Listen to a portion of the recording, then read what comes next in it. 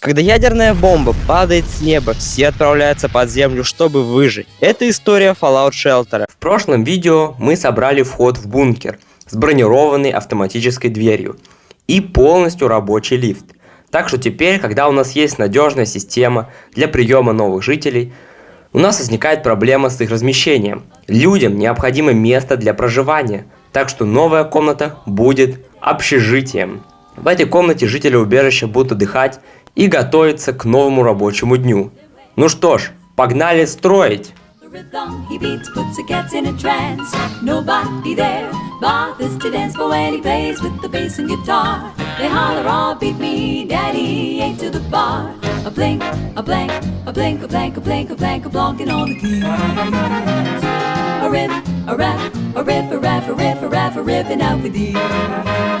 And when he plays with the bass and guitar, they holler, "Oh, beat me, daddy, ain't to the bar." И давайте, наверное, начнем с лифта, потому что теперь я наконец-таки смогу продемонстрировать, как он вообще работает. А ведь он же у нас механический, не просто какой-то абы там что-то лифт, а настоящий механический рабочий лифт. Ну, смотрите, у нас есть сверху моторчик и вот такой вот провод. Мы его подключаем к блоку с батарейками. И теперь, когда мы ставим вверх, наоборот, давайте перевернем. Таким образом, когда мы вверх, то у нас едет кабинка вверх, и когда вниз, она едет вниз. Для начала поднимем ее наверх достаточно вот так. И, допустим, попробуем вот эту вот мужчина. У нас попробует спуститься вниз в нашем лифте импровизированном. Так, он заходит в кабинку, и мы, получается, переводим рычаг вниз, и наша кабинка должна начать двигаться вниз, значит, должна начать спускаться. Я перевожу вниз, и он поехал вниз. Довольно-таки медленный процесс, но, в принципе, меня устраивает. Зато он очень мощный, то есть, я не знаю. Там... И он не может сорваться, то есть, он вот зафиксирован в этом месте, то есть, если ты будешь что-то пытаться тянуть куда-то, никуда он не сдвинется, потому что там именно такой механизм, я сейчас покажу вам чуть позже. Там именно так подобраны шестеренки, таким образом, чтобы была зафиксирована эта веревка в том положении, в котором находится, то есть... Это очень удобно, чтобы лифт не прокручивался, то есть как бы ты сильно тянул эту веревку, он не будет прокручиваться. То есть даже если я потом покажу, пытаюсь что-то тянуть, никуда прокручиваться ничто не будет. Едем вниз. Давай даем уже до вниз, раз мы поехали.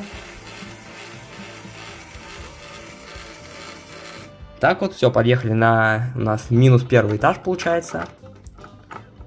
То есть мы с нулевого на минус первый приехали, и все. Человечек может спокойненько выйти и пойти уже там, я не знаю, что-нибудь тут. Это мы уже с вами осмотрим в дальнейшем. То есть, давайте первоначально я хочу разобраться полностью с лифтом. Так, давайте я еще с другого ракурса покажу.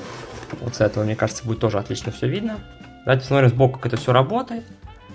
То есть, вот я беру тот же самый моторчик. Я нажимаю вверх, и он едет вверх.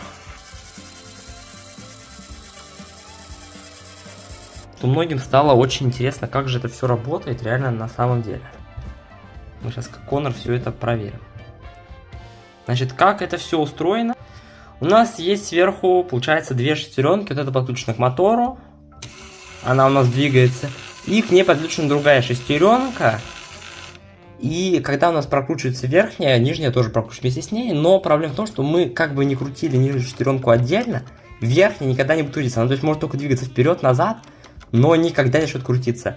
Благодаря этому у нас, то есть, такая фиксированная схватка, то есть, и как бы мы сильно не пытались заблокировать, у нас все равно будет крутиться, потому что это очень мощная передача. Тут буквально один пин получается к 24. Один к 24, то есть, очень мощная передача. Мы теряем 24 к скорости, но при этом мы прибавляем к 24 к мощности. И то же самое прокручивать куда-то, то есть, она вот чуть дергается, но все. Лифт никуда, то есть, не сдвинется. Приехали на этаж, остановились, то есть, если у нас будет очень потом в дальнейшем, не знаю, высокий бункер, там на 5 этажей, на 6 этажей, то как бы сильно мы не старались эту штучку двигать, ничего у нас не отвалится, и лифт, кабинка никуда не упадет. Это, то есть, можно точно не переживать. Ну и теперь давайте мы сделаем обзор уже на ту комнату, которая у нас добавилась, то есть, на дополнительную комнату. Так, ну что ж, давайте уже оценим наш жилой блок, такую жилую комнату, общежитие, где у нас будут проживать наши жители нашего бункера. Так, я не знаю, нужен ли нам лифт, можем его отцепить, но пускай он будет, мне он, в принципе, не мешает для обзора. С чего мы начнем? Начнем мы с левой части. То есть у нас есть такая стенка, она у нас ограждает, то есть делит комнату на левую и правую часть. Значит, слева у нас есть кровать. Кровать можно так снять, просто посмотреть. Я не очень сильно старался над ним, потому что, честно говоря, я не очень много нашел деталек. И вообще, я считаю так, знаете, у нас же база получается первого уровня, первого. И здесь не нужны какие-то прям супер мощные кровати. Я думаю, в будущем мы будем улучшать и 100% поставим какие-нибудь более красивые кровати. Но тут самое главное, это вот всякие стены, и то есть в основном, чтобы все было прочной конструкции. И с внешнего вида выглядело тоже довольно-таки полноценно. То есть в этом я считаю, что у меня получилось передать. То есть выглядит как реально бункер. А вот наполнение, тут, конечно, у меня уже, не знаю, не хватило фантазии. Пишите обязательно, что вот вы хотели бы еще поместить сюда в комментариях. А мы продолжаем дальше. Дальше у нас есть кровать. Дальше у нас тут есть всякий ключ. Ну, дальше комнаты нету пока что. Что у нас есть еще? Я хотел вообще сделать зеркало, но я не нашел никакой детальки с именно изображением зеркала. Поэтому я сюда поместил просто такой постер. Снизу у нас под постером умывальник. То есть обычная раковина, обычный постер. Тут у нас всякие трубы. Такой же мы видели и на верхнем этаже, где у нас дверь в бункер. Идем дальше. Небольшой стол. То есть я как планирую, что здесь можно поесть. Вообще в оригинальном, то есть в игре Fallout Shelter, есть отдельное помещение кухни, где можно уже кушать, принимать еду. Но здесь я тоже решил поставить столик, потому что это скорее столик не для еды, а для всяких игрушек. То есть это комната такая немножко развлечения, отдыха. Но и тут есть также еще, вот, как мы видим, сзади у нас есть шкафы. То есть всякие инструментарии здесь у нас хранятся, личные вещи.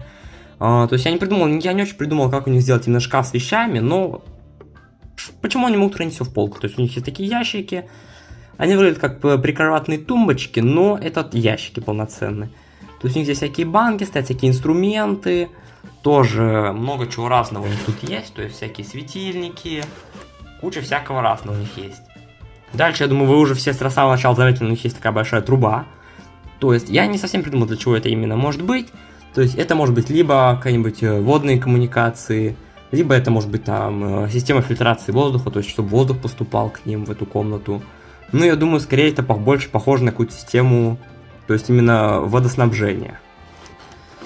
Так, идем дальше. Здесь у нас тоже есть такой шкафчик, то есть такой ящичек. Этот ящик я взял из замка. То есть, ну, кто видел там буквально, не знаю, сколько-то видео назад, посмотрите обязательно, сейчас будет всплывающее окошко где-нибудь здесь сверху. Там я разбирал замок, и вот у меня остались такие всякие ящики, полки. Конечно, все вот это я заново собрал, но вот этот ящик я решил взять оттуда, потому что он вполне вписывается в концепцию, то есть такой бункера. Он тоже такой старинный. Тут у нас всякие напитки, то есть тоже личные вещи, все такое может лежать. Тут у нас, кстати, баночка. Вот тут, кстати, уже именно с передней части у нас есть всякие давления, то есть показатель давления, что давление в норме, можно отслеживать все тут. И еще, вот вы, думаю, уже заметили, что у нас где вход в бункер, именно дверь, где защитная часть, там у нас был обычный пол. Здесь я все-таки решил положить плитку, потому что тут тоже как-то хочется немножко такой домашней атмосферы, потому что ты все-таки здесь живешь, получается, проводишь в этом бункере большую часть времени, то есть практически, ну, смотрите, в оригинале, может, сколько нам были жить лет, там, типа, 300-500 лет, то есть надо было много поколений жить в одном бункере, в одном помещении с одними и теми же людьми, то хочется немножко домашнего уюта, и поэтому я решил все-таки добавить такую гладкую плитку. Ну и плюс, как вы видите, то есть под всеми объектами тоже есть плитка, и то есть легко можно делать перестановку, то есть, например, не знаю, пожили там лет 50 и решили, ну не знаю, можно хоть каждый месяц сделать какую-то перестановку, то есть переставлять все местами. Там кровать не так поставить, а поставить как-нибудь вот так вот кровати. То есть вот так поставить кровати. То есть вам ничего здесь не мешает, потому что плитку я уложил везде. То же самое стена, то есть она ни к чему не прикреплена. То есть легко можно снять полностью прям целиком всю стену и переставить ее в какое-нибудь другое место. Потому что я решил, что это, ну как бы, есть у нас вход в бункер, который не должен меняться на протяжении там лет, сотен лет, он не должен меняться, он должен оставаться всегда одним и тем же, то есть простым, удобным в использовании и надежным. То есть там не надо ничего менять. А здесь хочется все-таки небольшого уюта, какой-то такой домашней атмосферы, поэтому я решил, что здесь можно все менять будет. На этом все. Не знаю, по поводу лифта могу сказать, что ничего не изменилось, то есть он абсолютно такой же, как и верхняя часть лифта, то же самое, я сделал прям практически идентичные два лифта, то есть две вот эти шахты лифта. Вот такой двухэтажный бункер у нас получился в итоге. Я не знаю, по моему мнению, выглядит просто великолепно, я не знаю, все вот эти штучки. Пишите обязательно в комментариях свое мнение, какие комнаты стоит добавить еще, стоит ли мне закупиться какими-нибудь, может быть, человечками специальными или закастомить их самому. Что вообще вы думаете? На этом все. Всем спасибо за просмотр. Обязательно ставьте лайки, подписывайтесь на канал. Переходите в мой телеграм-канал, там будет просто нереальные спойлеры. Все это будет детально еще отфотографировано с красивых ракурсов. На этом все. Всем спасибо за просмотр. С вами был Типок. Всем пока.